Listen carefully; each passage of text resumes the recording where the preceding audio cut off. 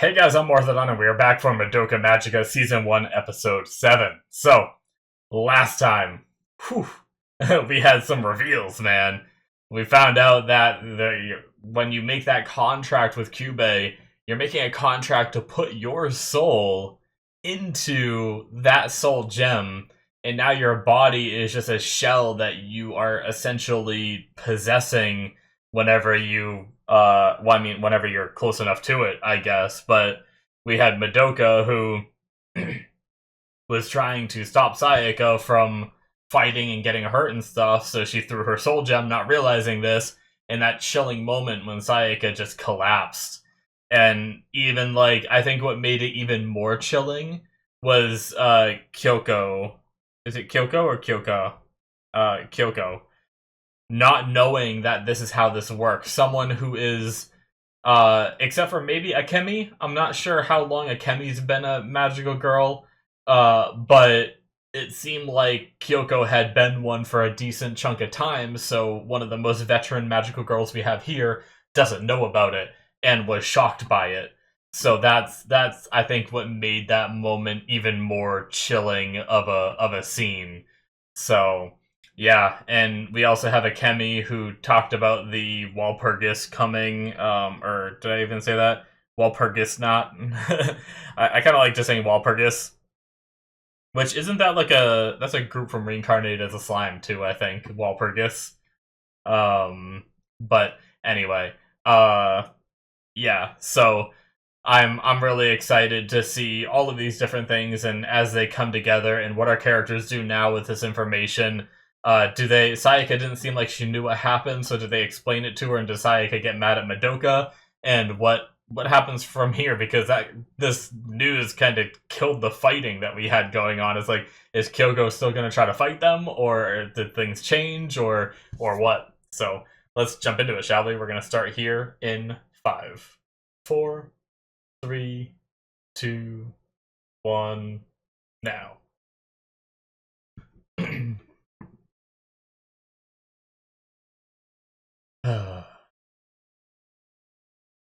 Oh. Wait, they just go home? Does Sayaka know what happened? Oh.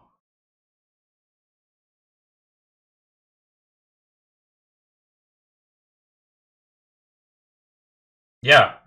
That's a big deal, Kyubey.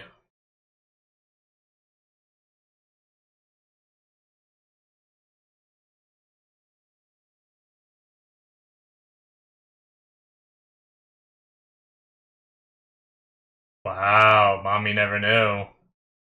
Damn.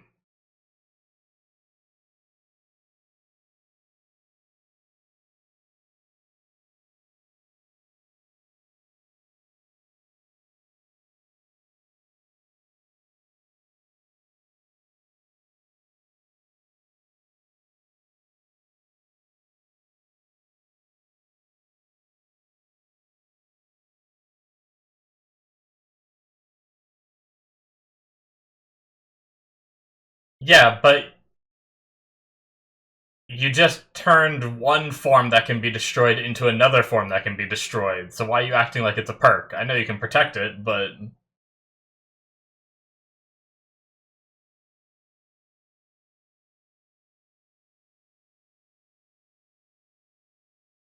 Oh. Stop it, Kyubey, that's kinda fucked up.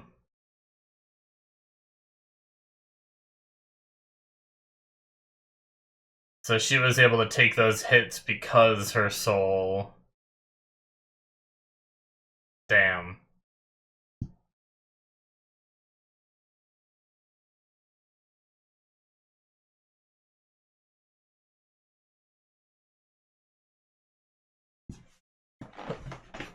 You could have explained it instead of just torturing this poor young girl.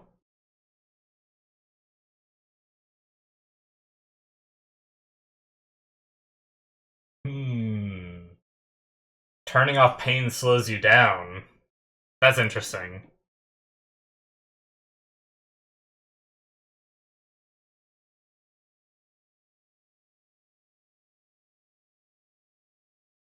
Shit. Alright. fascinating. But Kyubey,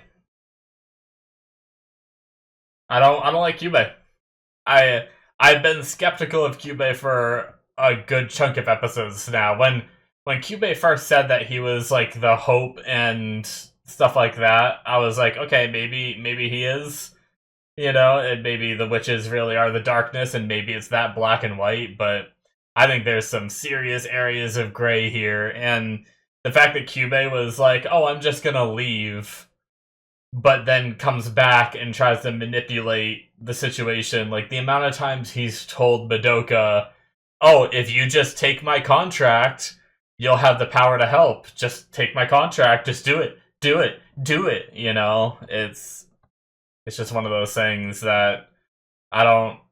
When someone is that adamant about something, you know, it makes me just be like, yeah, no, there's something up.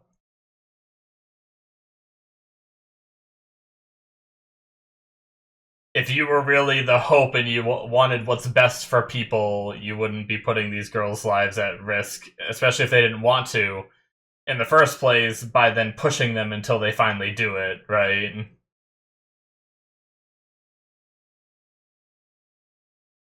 All right.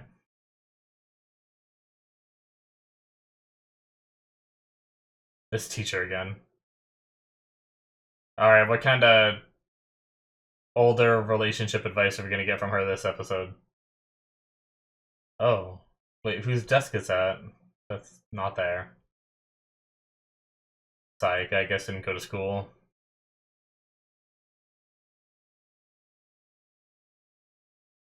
A cute blanket, little bunnies on it. Uh, yeah, she obviously knew the way she moved.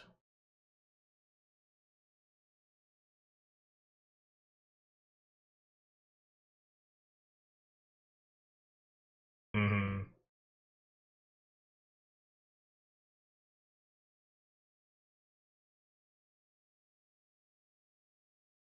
Pretty much what he said. Yeah,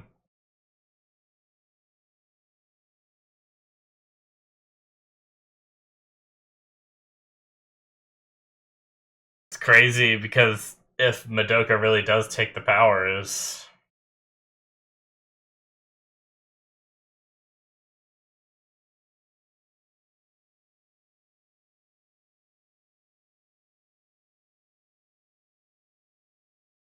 hmm,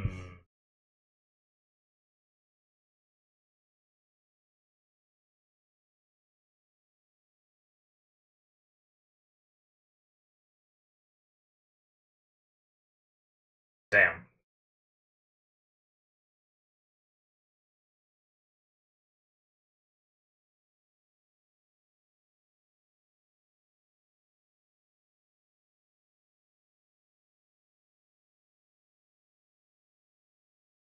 Hmm.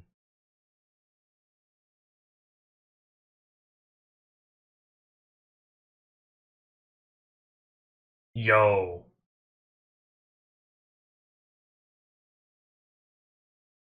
what if Madoka's wish was for Sayaka not to be a magical girl anymore? Is that possible? Holy shit.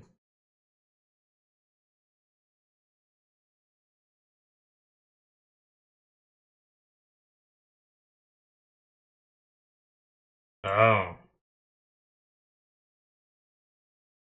interesting. What do you want, Kyoko? What are you up to now?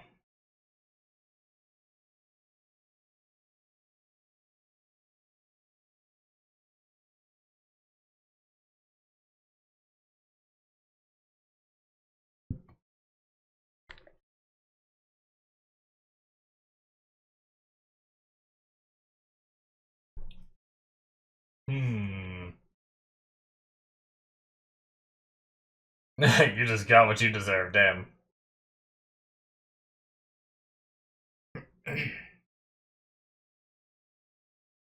Damn.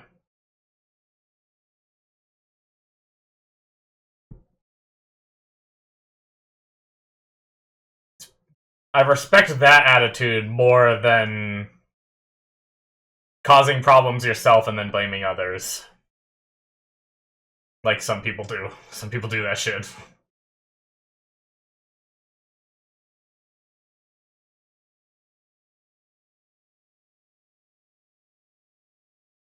What else was in that? Oh, okay. She just reached her hand deep in that bag for an apple. Oh.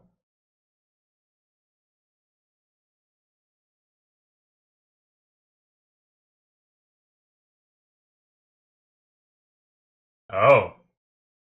She's always eating when we see her. Fascinating.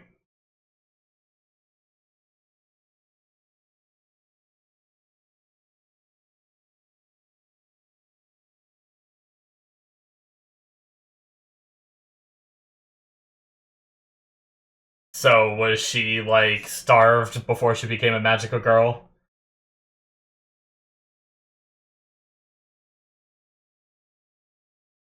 I feel like that came from.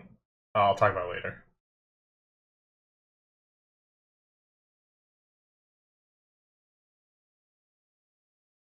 Oh.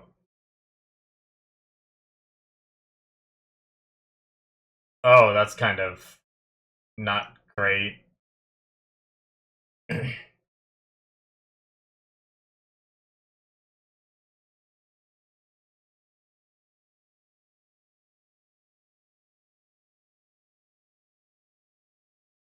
Yeah, that's how I. Yeah. Oh my god. The imagery is really cool. And creepy. Splitting an apple. Yep. They probably didn't have much. Damn.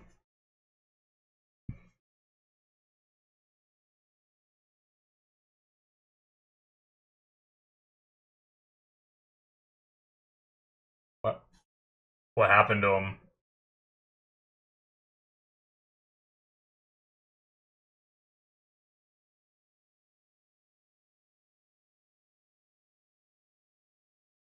Oh. Uh-oh. How was that twisted and not... Oh, shit. Oh, shit.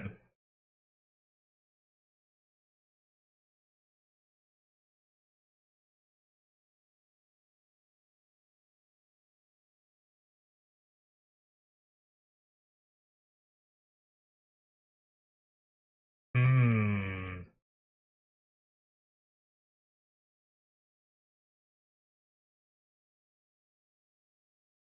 So she had good intentions at one point, too. Oh.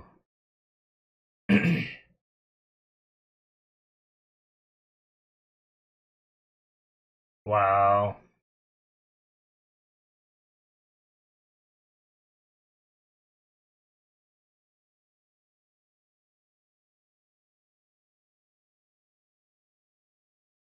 Shit.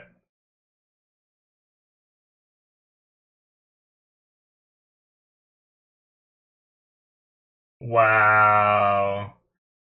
His family... There was another kid there, wasn't there? Damn.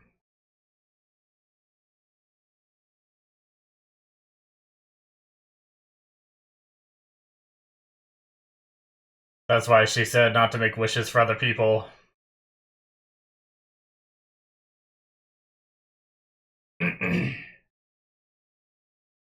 Damn.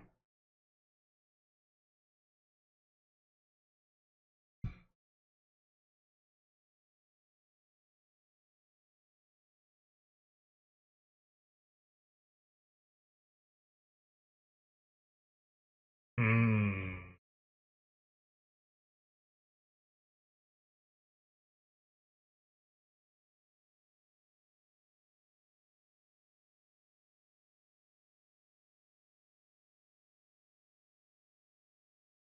Yeah, there you go. Good point, Sayaka.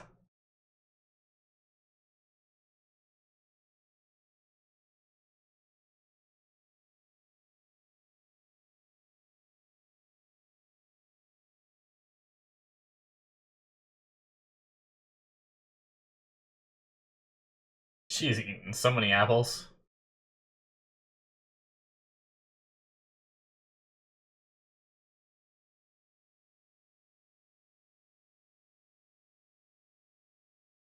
Actually, I guess we've only seen her eat a couple, right? And then she took this other one in her hand. She hasn't taken a bite yet. Sorry, I'm focused on the apples. Yet.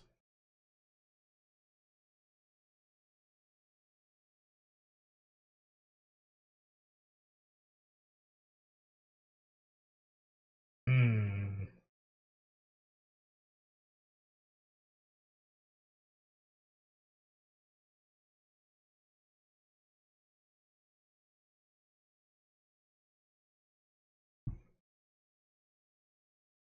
Hmm.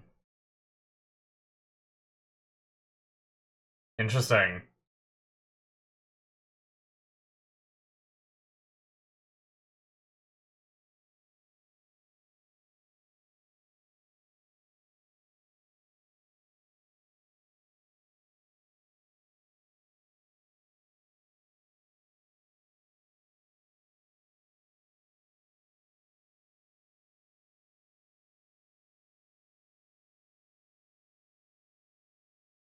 Damn. Hmm. Very intensely eat the apple.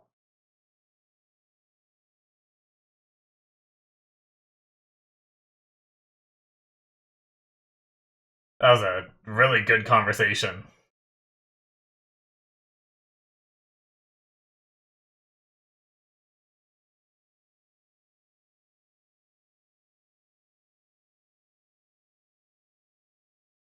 No. Hmm.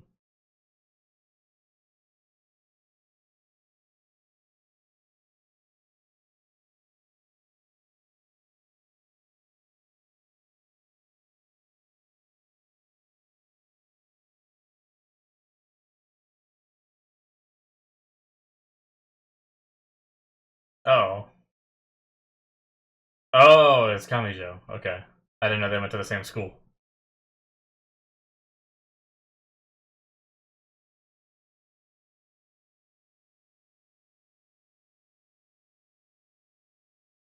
Oh.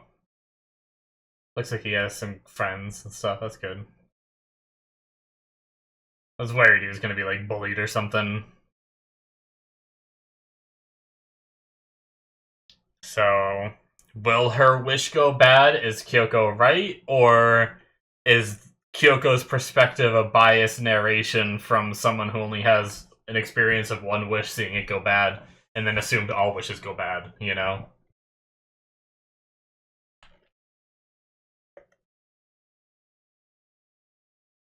Oh,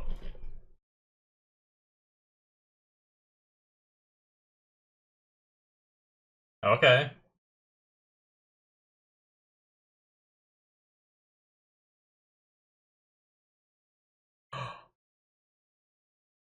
Oh no.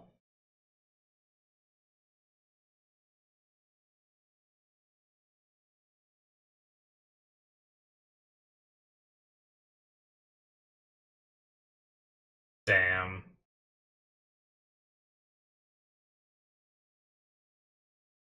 Maybe this is how the wish goes bad a little? Say what you want, Sayaka.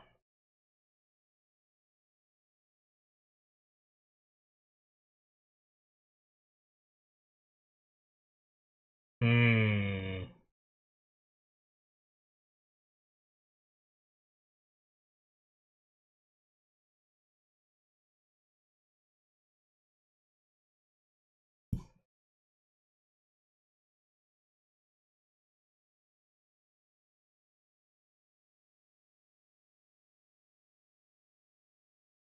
Props to her for coming.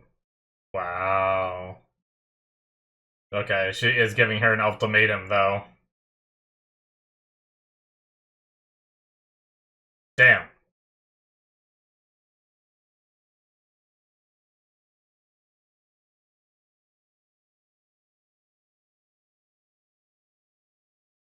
Man, that gave me like a pit in my stomach from like my childhood days of like multiple people liking the same girl and stuff like that. Interesting. I like felt myself really immersed in that conversation for some reason. It was weird. I don't usually get that immersed.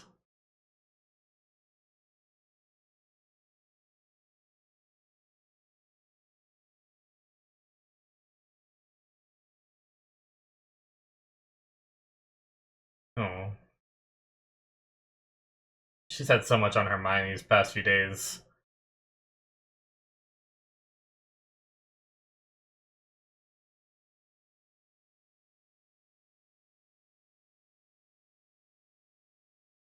That's what she was.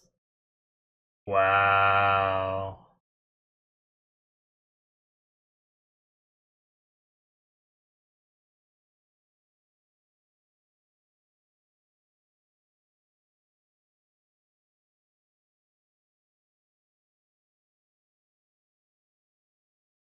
She doesn't. Oh. Oh my god.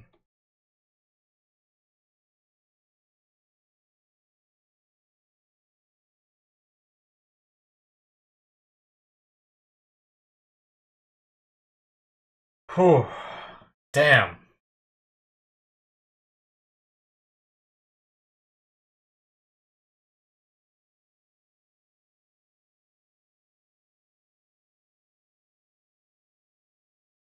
I don't. I don't feel better.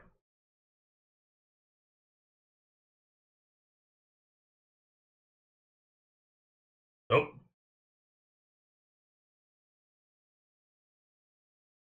Gonna fight over it, Kyoko? Oh.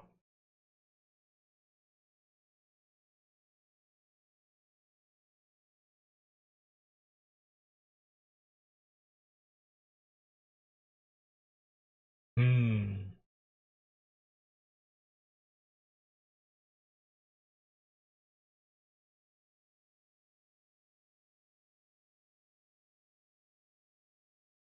Oh. So the fight's already happening. Damn. Okay.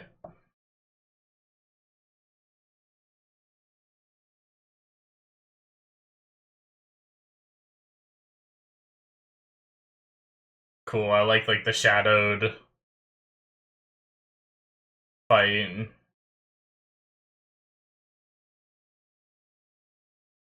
Kyoko's watching, not interfering, and almost seemed worried for her too. Oh, that was cool. Ooh. Damn.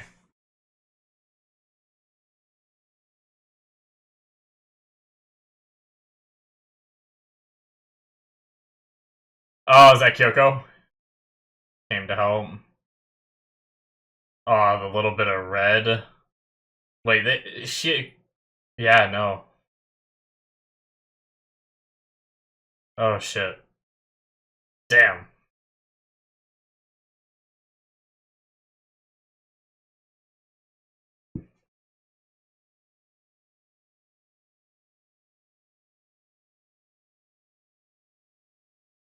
Uh-oh. I thought she was crying, but then it sounded like... Wait, did she take those hits, or...? Damn. Oh my god. Oh my god. That's not good. Oh no, did she turn off her feelings completely? Oh no. Oh my god, this show is wild, man. I never knew such a show existed. No, if you told me a show about magical girls, I would have never guessed it would be like this. Like, don't get me wrong, Symphogear had some dark moments for sure. But man, this show.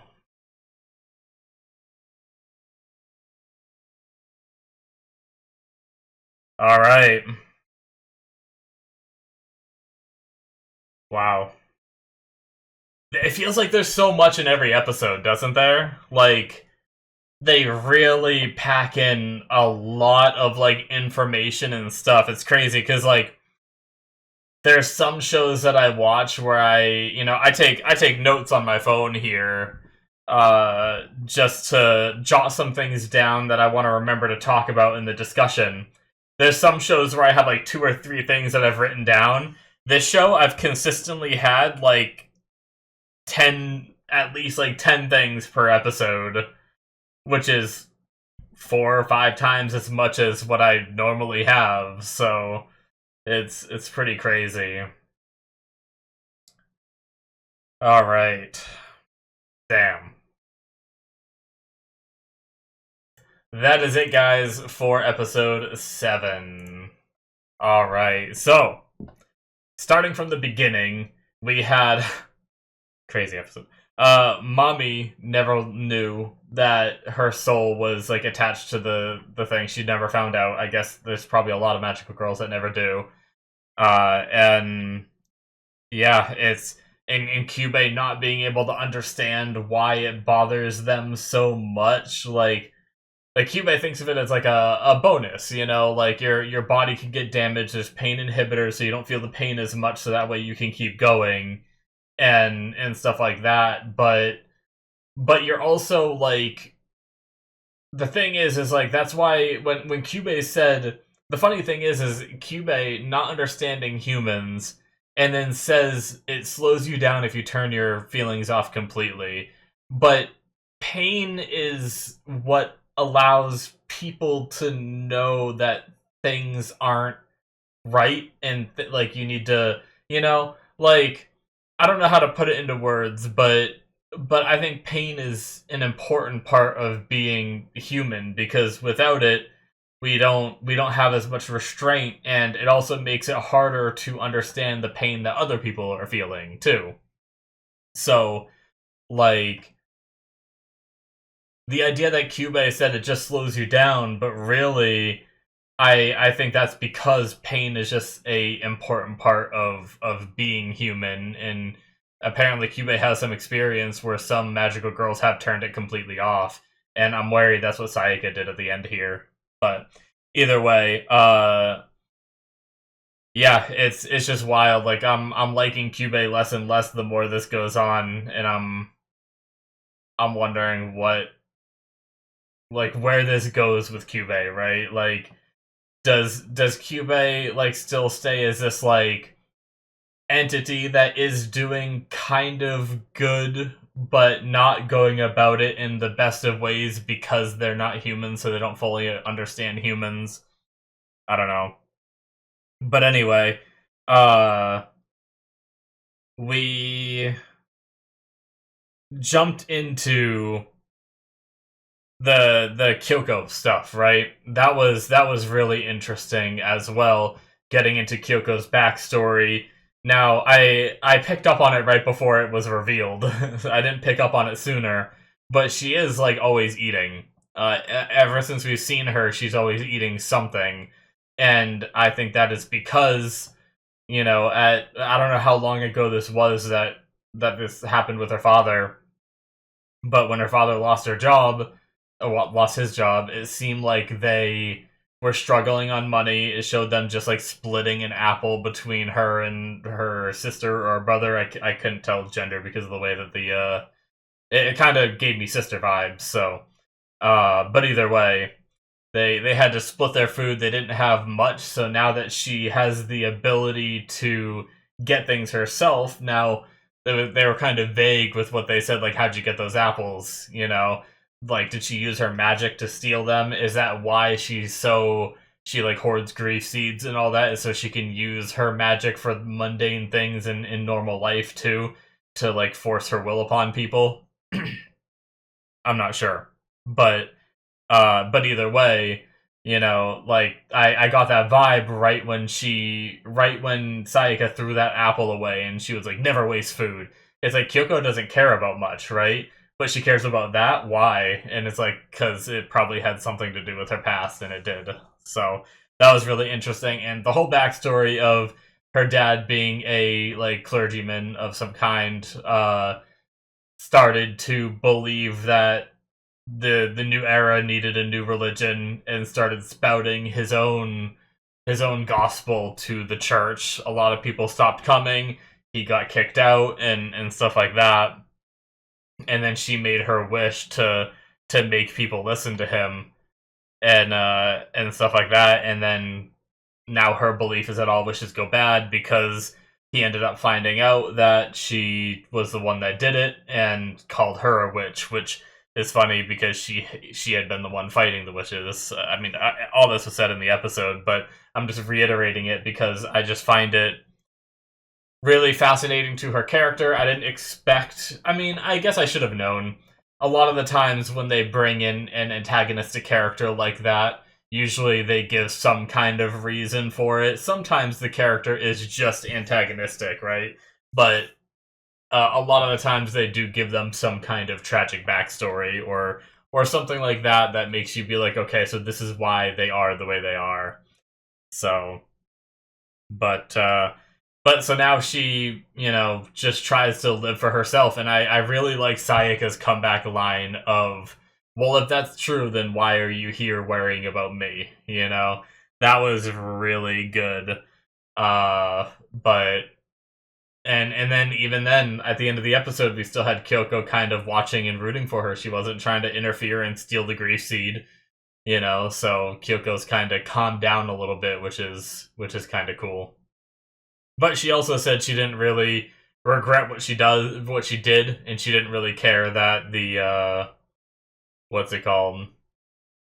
That her soul is detached and everything. She's still happy she has this power and she can manipulate it and bend it to her will and stuff like that.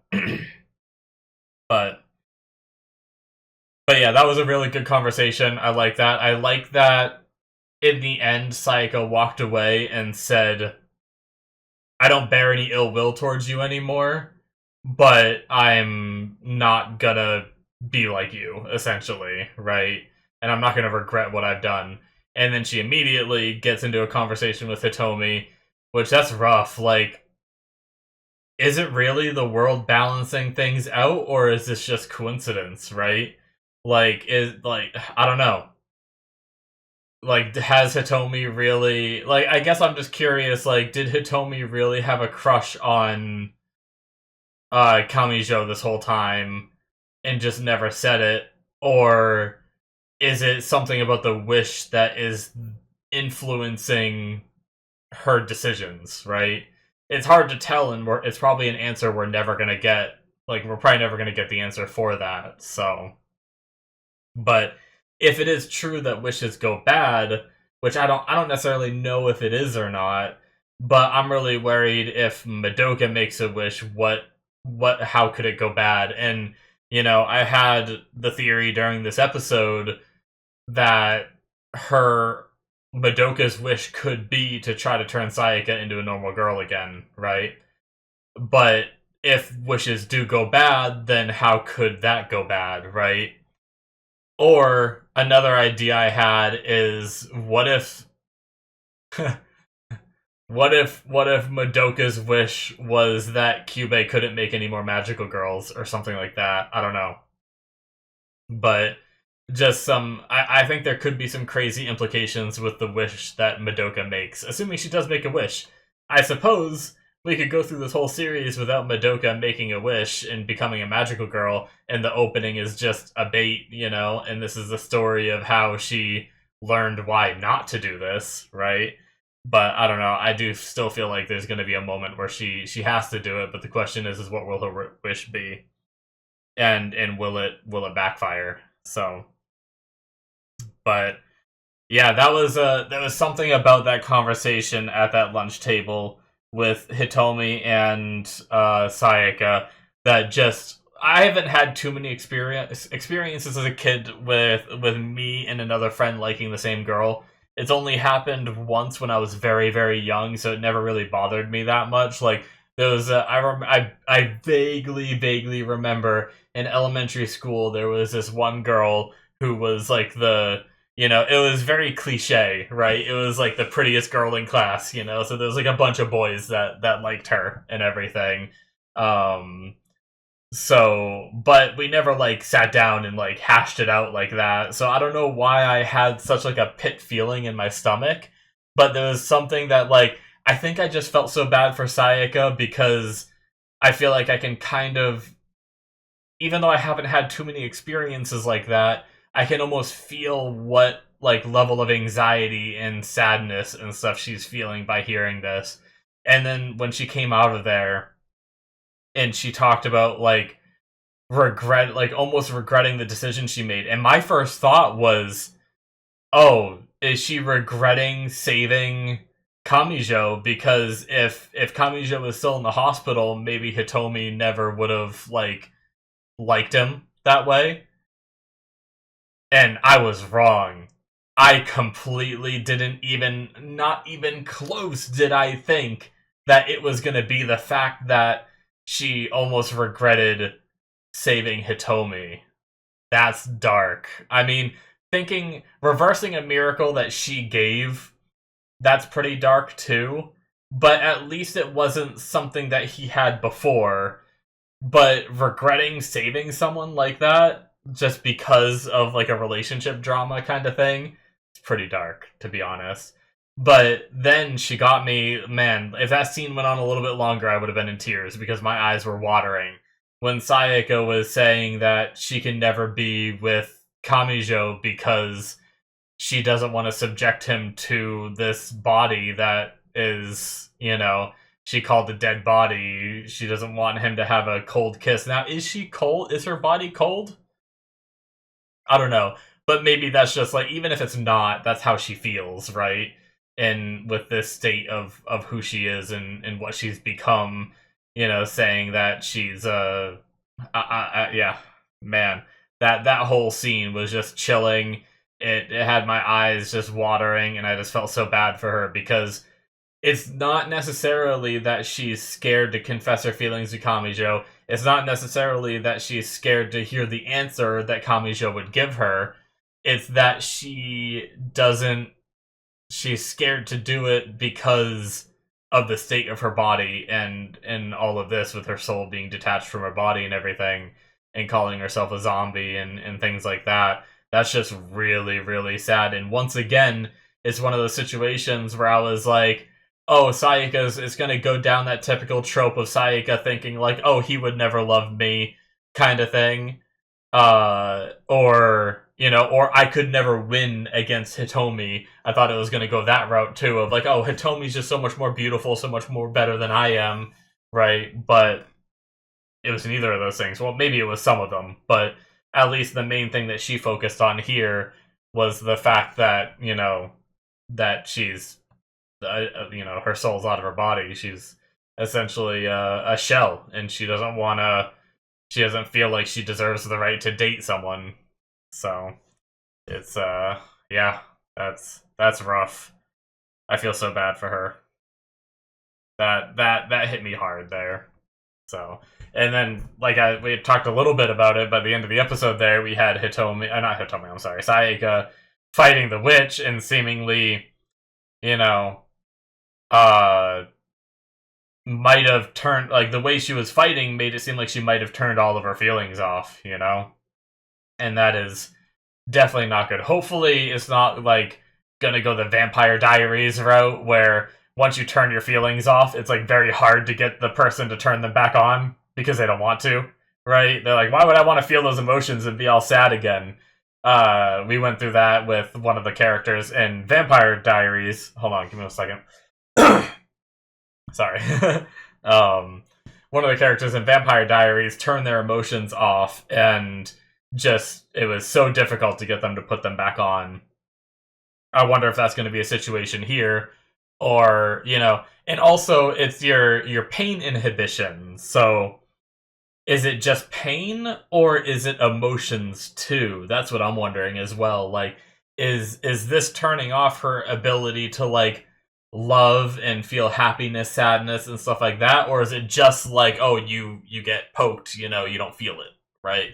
Like, I guess that's something we're gonna have to learn more of too. But yeah, she kind of went on a rampage there and was like, "Oh yes, it's better if you can't feel," and that's like really creepy and worrisome. It was like you know, Kyoko and Sayaka kind of reverse roles a little bit, where it didn't seem like Kyoko cared about anything, and now we got the episode of Kyoko caring, and now Sayaka doesn't care about anything. So, what an amazing episode, what an amazing show. I can't wait to watch more, although I'm kind of hesitant to watch more now because I'm worried about where it's going to go and what's going to force poor Madoka to potentially make a wish and become a magical girl too, and stuff like that. But I do really want to learn more about Akemi, though, for sure. So, also, apparently Akemi has tried to tell people before, and they never believe her. So, that was an interesting thing to learn, too.